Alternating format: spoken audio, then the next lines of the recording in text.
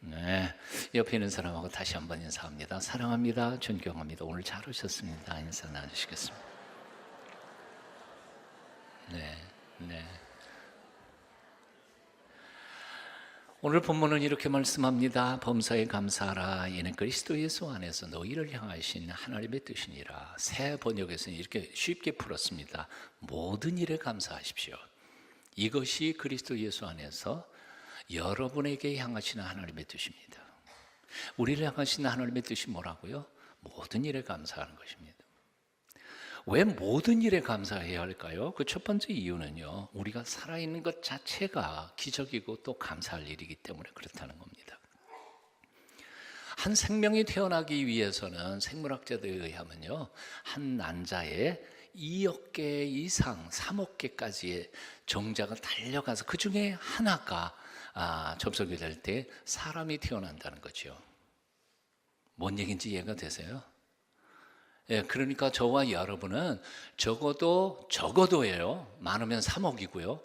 2억 대 1의 확률을 가지고 그 경쟁률을 뚫고 이 세상에 태어나게 된 특별한 사람들이라는 사실이죠. 감동을 안 받으시네요. 세상에 아무리 좋은 대학이라 할지라도요, 입학 경쟁률이 10,000대 1 되는 학교가 있을까요? 그런 학교가 없을 거예요. 요즘 취직이 너무 힘들어요. 그래서 취직 경쟁률이 100,000대 1 되는 회사 보셨어요? 없어요. 그런데 우리가 이 세상에 태어나게 된 것은요, 최소한 2억 대 1의 경쟁률을 뚫고 우리가 이 세상에 태어나게 된 거란 말이죠. 그러니까 하나님께서 2억 명 내지 3억 명이 태어날 수 있는데 그 중에 하나를 고르고 나머지는 다 폐기시켜버리고 나를 이 세상에 태어나게 하셨다니까요. 감격 아니에요? 예, 우습게 생각하지 마세요. 우리가 보통 사람이 아닙니다. 이건 하나님이 특별하게 선택해서 이 세상에 보내신 정말로 소중한 존재들입니다. 다윗은 이 사실을 깊이 묵상하다가 이렇게 시편에서 노래하고 있습니다. 주께서 내 장부를 지으시며 내 모태에서 나를 조직하셨나이다. 내가 주께 감사함은 한번 따라해 보실래요? 나를 지으심이 신묘막측하심이라. 나를 지어주심이 신기하고 묘해서 측량할 수 없다. 신묘막측하심이라. 41살 된 회사원이 있었습니다. 정기검진을 통해서 임파선 종양 판정을 받습니다. 종양 제거 수술을 위해서 수술실로 들어가면서 이런 생각을 하게 됩니다. 어쩌면 나는 다시는 살아 돌아올 수 없을지도 몰라. 다시 살 수만 있다면, 정말 내게 한 번 더 기회가 주어진다면 정말 열심히 살 텐데, 사랑하면서 살 텐데. 그러다가 마취로 정신을 잃어버립니다. 얼마 후에 막 정신이 드는데 아내의 말소리가 귀청에 들려옵니다. 여보, 안심해. 의사 선생님이 암은 아니래. 이 한마디에 그는 눈물을 흘리며 이렇게 결심했다고 합니다. 그래, 나는 이제부터 정말 열심히 살 거야. 사랑하면서 살 거야. 오늘 이 순간에도 수많은 사람들이 병들어 죽어가고 있다는 사실을 아십니까? 이 좁은 땅 한국 땅에서 통계적으로 말하면 오늘 적어도 4명 이상이 교통사고로 죽습니다. 부상당하는 게 아니라 죽습니다. 적어도 이 한국 땅에 오늘 10명 이상이 스스로 자신의 목숨을 끊고 자살합니다. 이 지구상에 오늘 적어도 10,000명 이상이 먹을 것이 없어서 굶어 죽어갑니다. 1년에 먹을 것이 없어서 죽는 사람의 숫자가 400만 명이니까요, 1년 365일 나눠보면요, 하루에 10,000명 이상이 먹을 게 없어서 굶어 죽어간다니까요. 그런데 오늘 내가 이렇게 코로 숨쉬고 밥 먹고 사랑하는 사람들을 이렇게 만날 수 있고 하나님 앞에 예배할 수 있다는 것은 엄청난 축복이 아닐까요? 쌍둥이 UN 쌍둥이 빌딩 참사 직후에 기적적으로 살아나온 사람에게 CNN 기자가 다가가서 소감목을 물었더니 그가 이렇게 대답하더라는 겁니다. 저 지옥 같은 곳에서 죽은 사람들을 생각하면 우리는 지금 살아있다는 그 사실 자체에 대하여 무조건 감사해야 합니다. 무조건 감사해야 합니다. 우리는 입버릇처럼 죽겠다, 못 살겠다, 죽고 싶다 말하지만 그렇게도 똑똑하고 잘난 사람들, 건강한 사람들, 장래가 유망한 청년들이 속절없이 세상을 떠나는데 나 같은 사람이 이렇게 버젓이 숨쉬고 살아있음을 당연한 일이라고 생각하는 것은 죄악이라고 생각합니다. 죄요, 당연한 거 아니에요. 살아있음에 우리는 감사해야 합니다. 감격해야 합니다. 감사에 무슨 특별한 조건을 찾으려고 하지 마십시오. 내게 생명을 주신 그것 자체가 감사하고 오늘 하루도 나의 생명을 연장해 주시는 그 하나님이 감사한 거예요. 엄마 뱃속에서 태어나지도 못하고 뱃속에서 죽어서 나오는 아이들이 한둘이 아니라니까요. 내 코로 마음껏 호흡할 수 있음에 감사하십시오. 오늘도 병원에 가보면 숨 한 번 크게 들이마시는 게 소원인 환자들이 한둘이 아닙니다. 내 눈을 떠서 사랑하는 사람의 얼굴을 바라볼 수 있고 내 귀를 열어서 아름다운 찬양을 들을 수 있고 하나님의 생명의 말씀을 들을 수 있다는 것이 얼마나 감사하고 고마운 일입니까? 내가 당연하다고 여기는 이런 일들을 하고 싶어도 못하는 사람들이 우리 주위에는 너무너무 많습니다.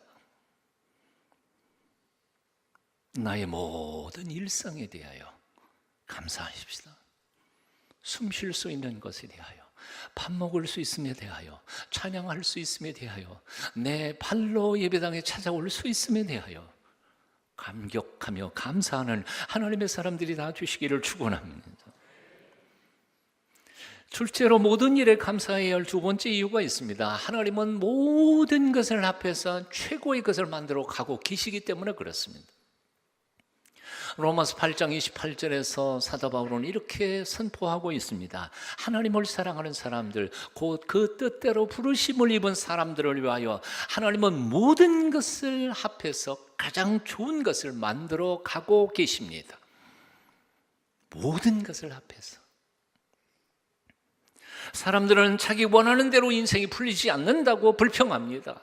원하는 것을 이루지 못했다고 절망하고 낙심하고 심지어는 자살까지도 합니다. 하지만 어느 인생이 제 마음대로 사는 인생이 한 명이라도 있겠습니까? 인생은 어차피 우리 마음대로 되는 것 아니지 않습니까? 그러니 내 마음대로 내 인생 풀리지 않는다고 절망하거나 불평하거나 원망해서는 안 된다 그 말입니다. 새옹지마라는 말이 있습니다. 변방새 늙은이용 갈지 말마. 중국 변방에 사는 한 늙은이의 말이라는 뜻입니다. 중국 변방의 한 노인이 집에 북쪽 국경을 넘어서 명마 한 필이 뛰어들었습니다. 노인은 기뻐하면서 이렇게 말했습니다. 와, 횡재했다. 복덩어리가 저절로 우리 집에 굴러 들어왔구나. 근데 얼마 후에 하나밖에 없는 외아들 녀석이 그 명마를 타고 놀다가 그만 떨어져서 두 다리가 다 부러졌습니다. 장애인이 돼버렸어요, 한순간에. 노인은 탄식하면서 그놈의 말이 복덩어리인 줄 알았더니 화근덩어리였었네. 근데 얼마 후에 변방에 전쟁이 일어났습니다. 동네에 있는 젊은이들이 다 군대로 끌려가서 다 죽었습니다. 한 명도 살아온 사람이 없었습니다. 그제서 이 노인은 다리가 부러졌으니 전쟁터에 갈 수 없어서 목숨은 연명하고 가문을 이어가게 된 외아들을 쳐다보면서 이렇게 말했습니다. 이제 보니 이 명마가 복덩어리인 게 맞네.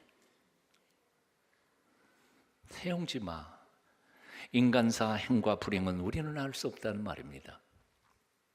지금은 다들 복이라고 부러워하지만 그것이 오히려 불행이 될 수도 있고, 지금은 다들 불행이라 처절하게 생각하지만 나중에 오히려 그것이 복이 될 수도 있다는 말입니다.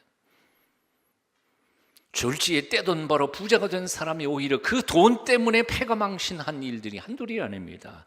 수직 상승, 높은 자리에 한꺼번에 올라가서 기고만장하고 권력을 휘두르다가 신세 망친 사람들이 우리 주위에 널려 있습니다. 이와는 반대로 사업에 쫄딱 망하고 난 다음에 자기 인생의 진로를 다르게 바꾸어서 오히려 멋진 인생을 살아가게 된 사람들도 우리 주변에 있습니다. 한마디로 말해서 행과 불행을 주관하시는 하나님께서 우리 아버지가 되시고 지금도 우리를 지켜주시고 우리를 인도하시기만 한다면 우리가 지금 겪고 있는 모든 실패와 좌절까지도 오히려 나중에는 놀라운 축복이 될 수 있다는 고백이 우리 기독교 신앙입니다. 여러분들 이 믿음을 가지고 계십니까? 그러므로 하나님을 온전히 신뢰하는 이들에게는 고통도 고통이 아닙니다. 시련도 시련이 아닙니다. 실패도 실패가 아닙니다. 모든 것은 다 위장된 축복이고 하나님께서 장차 주실 놀라운 선물들의 표일 뿐입니다. 요셉은 형들에게 미움을 받아 돈 몇 푼의 노예로 팔려갔습니다. 그것도 외국 땅으로요. 얼마나 억울한 일입니까? 주인에게 최선을 다해서 섬겼습니다. 그런데 음탕한 이 주인 마누라 유혹을 뿌리쳐서 절개를 지키고 순결을 지킨 것이 무슨 죄라고 또 감옥에 갇혀서 그 젊은 날을 감옥에서 오랜 동안 고생해야 했습니다. 얼마나 공평하지 못한 일입니까?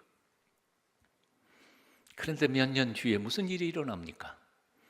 30살 젊은 나이에 요셉은 당대 최강국 애굽의 총리 대신이 됩니다. 7년 대가뭄에도 굶어 죽을 수밖에 없었던 자기 온 가족 70명이 피난처와 안식처와 호강하면서 살게 됩니다. 430년 뒤에 그들은 300만 400만의 민족 국가를 이루어 가나안 땅을 점령하게 합니다. 그 모든 일이 그 억울한 일을 당하게 됐던 요셉의 고통을 통하여 만들어진 하나님의 축복의 선물이었습니다. 모든 걸 합해 가장 좋은 것 만들어 가시는 하나님, 실패와 시련까지도 섞어서 인생의 가장 유익한 축복과 기쁨을 만들어 가시는 전능하신 하나님, 그 하나님이 오늘도 우리를 그렇게 인도하여 주시는 것을 믿으십니까? 히브리서 기자는 이렇게 말합니다. 예수 그리스도는 어제나 오늘이나 영원토록 동일하시니라. 동일하시니라. 3000년 전의 하나님이 오늘의 하나님하고 다른 하나님이 아닙니다. 똑같은 우리 하나님이십니다. 그러므로 시험에 떨어졌어요? 기뻐하세요. 아니, 감격하세요. 아이고, 하나님은 어떤 큰 일을 축복을 내게 주시려고 이렇게 고통을 주시는가? 아멘 하세요. 아멘은 못 하시네. 몇 년 전에 있었던 사건이 우리 교회에서요, 연대 떨어졌어요. 근데 다음에 서울대 들어갔어요. 그럴 수도 있다는 거예요. 그럴 수도 있는 거예요. 모두가 다 그렇게 되지는 않겠지만 그럴 수도 있는 거예요. 하나님 얼마든지 할 수 있는 거예요.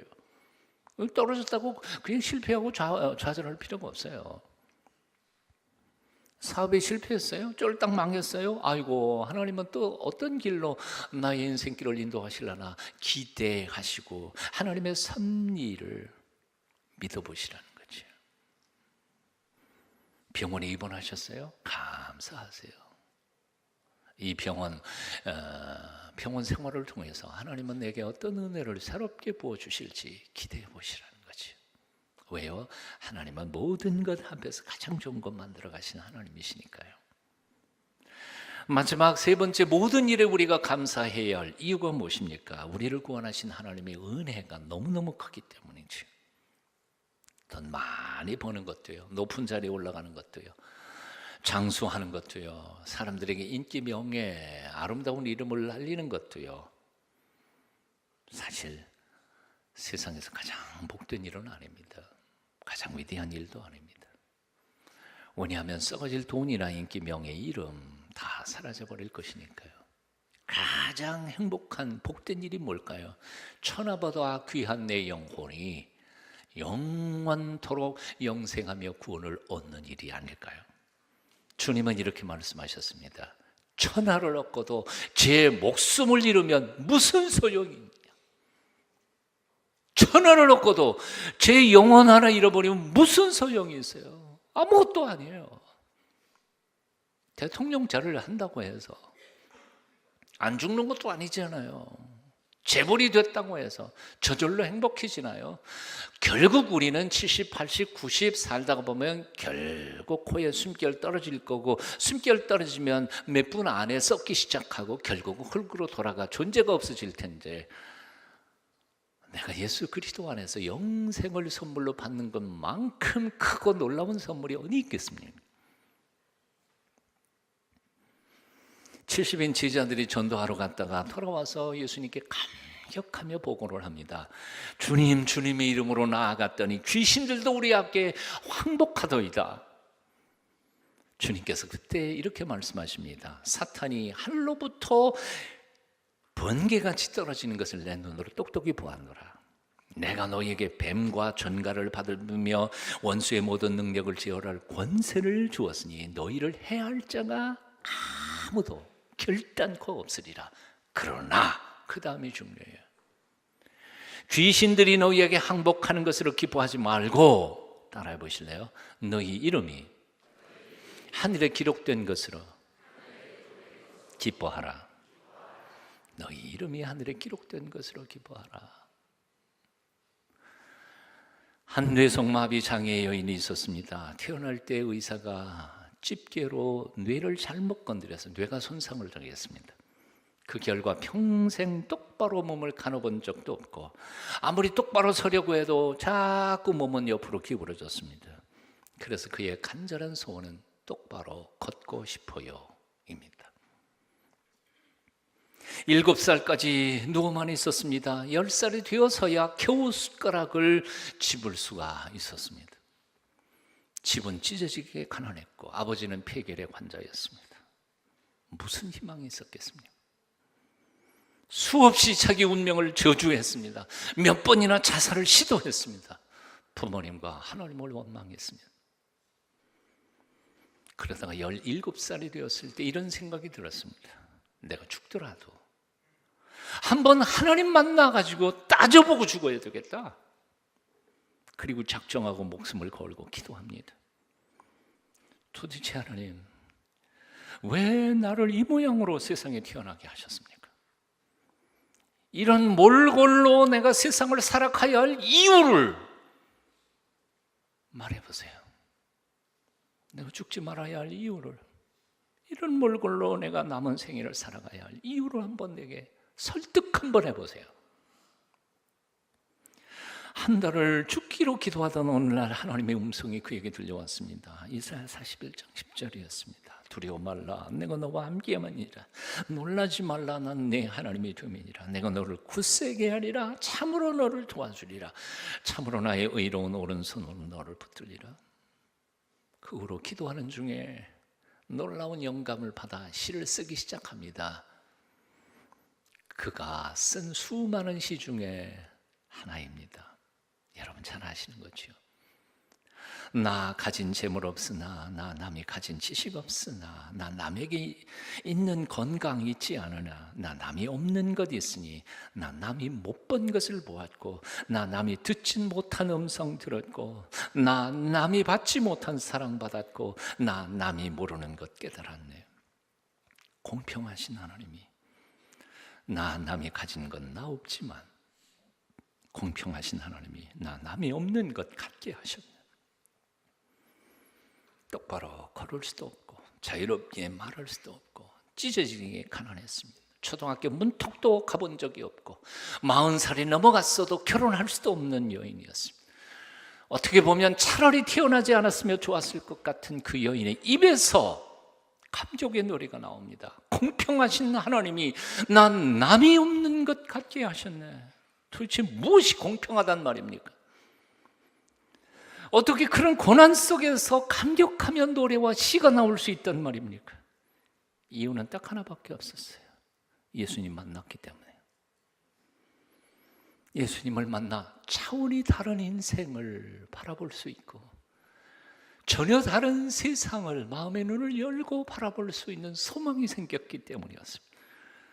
눈에 보이는 육체는 그저 잠깐이면 다 흙으로 돌아가 버릴 것이지만 예수님을 통해 받은 영원한 생명은 영원토록 하나님 나라에서 풍성할 것을 믿게 됐기 때문입니다. 그래서 그 송명희 시인은 이렇게 신앙 고백했습니다. 주님, 나 행복합니다. 주님 음성 듣고 그냥 감격합니다. 다른 거 하나 없어도 좋습니다. 사랑하는 여러분, 이제는 불평을 그치십시오. 원망하던 그 입술을 다무십시오. 오히려나 지금 살아있음에 하나님 앞에 감격하며 찬양하십시오. 내게 생명 주신 하나님, 지금도 이 순간 나로 숨쉬고 살아가도록 생명을 연장해 주시는 그 하나님께 찬양의 제사를 올려드리십시오. 우리가 겪고 있는 모든 일들을 합해서 가장 좋은 것 만들어 가시는 하늘 아버지께 감사하십시오. 당신의 보배로운 피를 흘려 나를 구원해 주신 주 예수 그리스도 앞에 그 사랑에 감격하면서 살아가십시오. 날 구원하신 주 감사, 모든 것 주신 감사, 지난 추억이네 감사, 주 내 곁에 계시네, 향기로운 봄철의 감사, 외로운 가을날 감사, 사라진 눈물도 감사, 나의 영혼 평안해. 기도하겠습니다. 생명 주신 하나님을 찬양합니다.